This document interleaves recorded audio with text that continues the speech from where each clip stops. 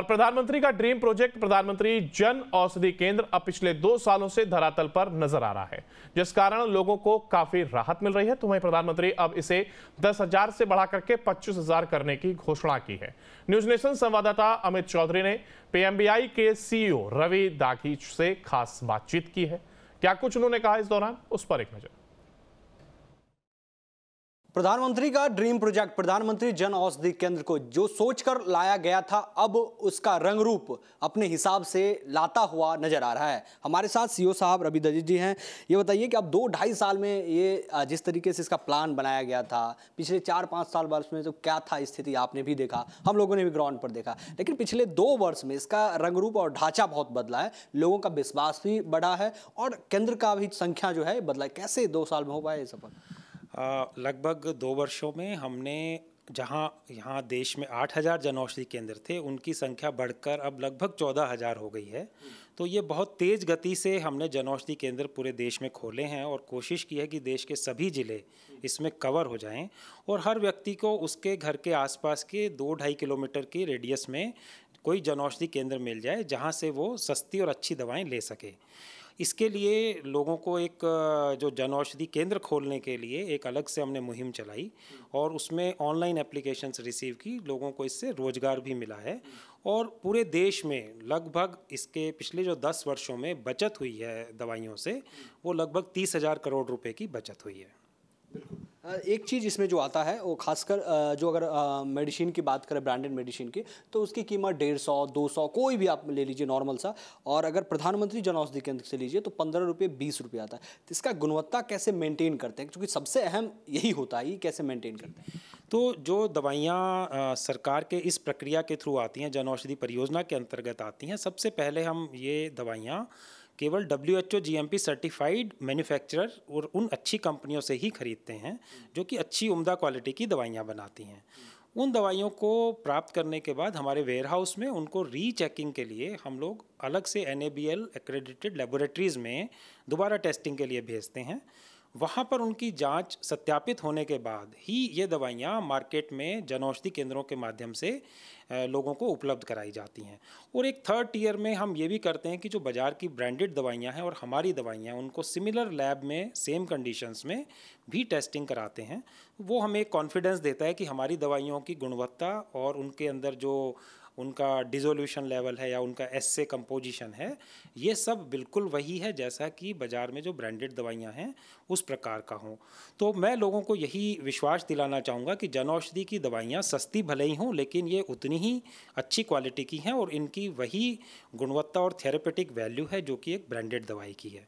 तो लोग इसे खरीदें और अपनी बचत करें और जितनी दवाई की ज़रूरत है वो अपना निकटतम जनऔषधि केंद्र से इसको लेंगे तो अपनी काफ़ी बचत करके उस पैसे को कहीं और यूज़ कर सकते हैं। लोगों में एक परसेप्शन जो शुरुआत में ये भी था कि ये प्रधानमंत्री जन औषधि केंद्र जो होता है, यहाँ पर सभी तरीके की मेडिसिन जो आम घर में, यानी कि BP, शुगर, हार्ट या नॉर्मल जो मेडिसिन होता है वो भी नहीं मिलता था, शॉर्टेज होता था या BPI के पास नहीं होता था। तो इस पर क्या हुआ है और कितना इसको दूर किया गया? तो अभी हमने अपना जो प्रोडक्ट बास्केट है उसको बढ़ा के लगभग 2000 प्रकार की दवाइयाँ और 300 प्रकार के सर्जिकल डिवाइसेस, न्यूट्रास्यूटिकल्स और कुछ आयुर्वेदिक प्रोडक्ट्स इन दुकानों पर उपलब्ध करवाए हैं। तो जैसे ही हमने अपनी प्रोडक्ट को डाइवर्सिफाई किया और उनकी अवेलेबिलिटी इंश्योर की कि वो सब दवाइयाँ अधिकतम केंद्रों पर मिल सकें, ये करने से लोगों को एक विश्वास बढ़ा कि जब वो दुकान पर जाते हैं तो उनकी जो ज़रूरत की दवाइयाँ हैं वो एक ही जगह पर उनको मिल जाती हैं। तो इसकी अवेलेबिलिटी को इंश्योर किया, प्रोडक्ट को डाइवर्सिफाई किया। इन दोनों स्टेप्स से इनकी जो अवेलेबिलिटी बढ़ी और लोगों का उससे विश्वास बढ़ा है।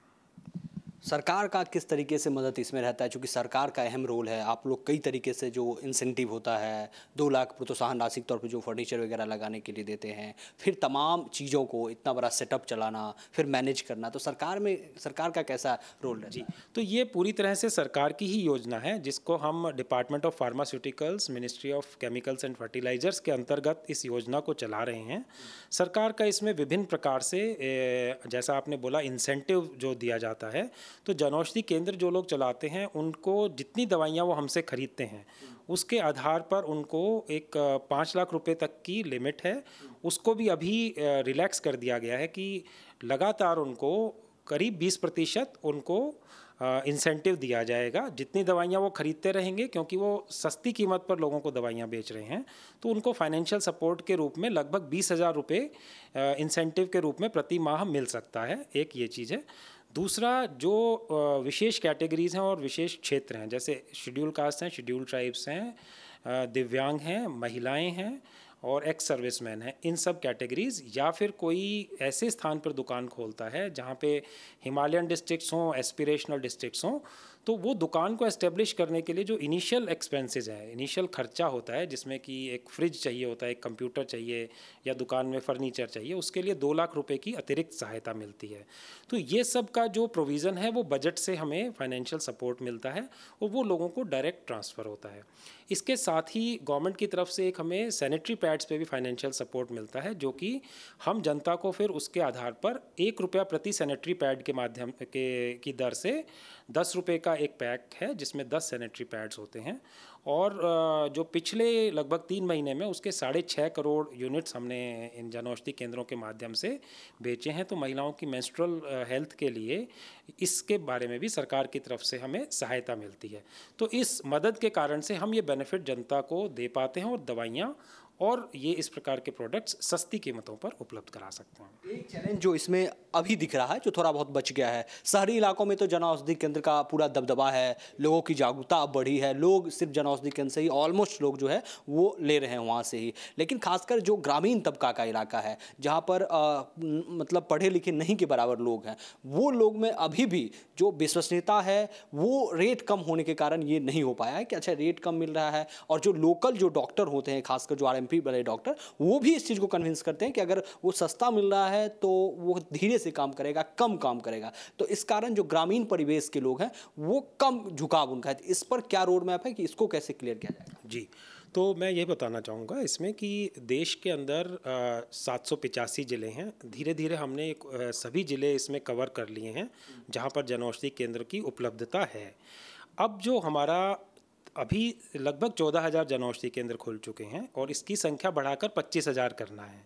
तो जो एरियाज़ ऑलरेडी कवर्ड हैं उनको छोड़ के बाकी एरियाज़ से जैसे ही हमारे पास जो भी एप्लीकेशंस आती हैं, हम वहाँ जनऔषधि केंद्र को प्रायोरिटी पर खोलते हैं। तो जैसे जैसे ये नंबर बढ़ेगा तो इसकी उपलब्धता ब्लॉक लेवल पर और रूरल एरियाज़ में भी बढ़ेगी। दूसरा, हमने प्राइमरी एग्रीकल्चर क्रेडिट सोसाइटी के साथ भी टाई अप किया है। देश में लगभग 700 जनऔषधि केंद्र रूरल एरियाज़ में पिछले 6 महीने में खुले हैं, जो कि सहकारिता मंत्रालय के साथ जुड़ के हमने उपलब्ध इनको जनऔषधि की व्यवस्था को वहाँ पर भी पहुँचाया है। तो ये जो नंबर बढ़ेगा 14,000 से 25,000 और जो पैक्स के साथ हमारा समझौता हुआ है, इसके आधार पर हम इन क्षेत्रों को भी कवर करेंगे और लोगों को अपने घर के आसपास के क्षेत्रों में, ग्रामीण क्षेत्रों में भी ये दवाइयाँ धीरे धीरे मिलने लगेंगी। बिल्कुल।